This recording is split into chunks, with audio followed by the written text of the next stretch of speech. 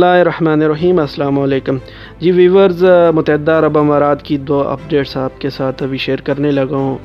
एक कोरोना के जो नए हाईएस्ट केस रिकॉर्ड हुए हैं वो आपके साथ शेयर करूँगा, और सेकंड इंडियन फ़्लाइट के बारे में जो अपडेट्स आई है वो आपको बताऊँगा।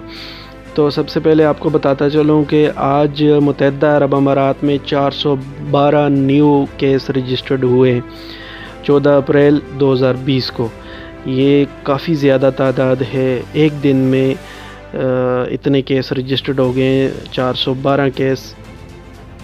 और अब तक तकरीबन 28 लोग इससे जिनकी डेथ हो चुकी है।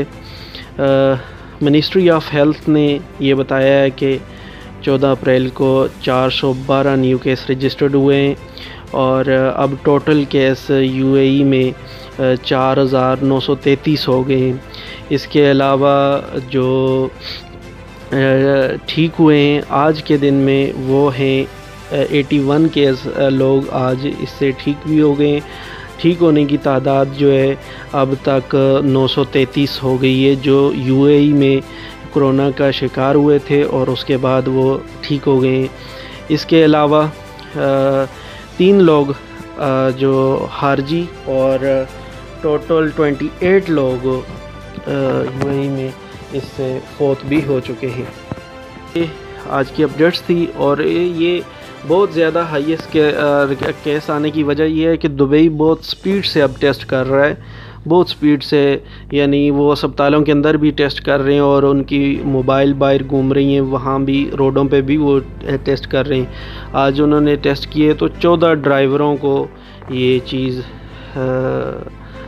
भी निकली है, जो और रास्तों में मुख्तलिफ़ गाड़ियों को रोक के उनके टेस्ट कर रहे हैं। दुबई इस टाइम मुत्तहदा अरब अमारात इस टाइम 10,000 डेली के टेस्ट कर रहा है। 10,000 डेली के टेस्ट करने की उनकी कैपेसिटी है, और अगर ज़रूरत पड़ती है तो वो डेली के 10,000 केस लोगों को टेस्ट कर सकता है।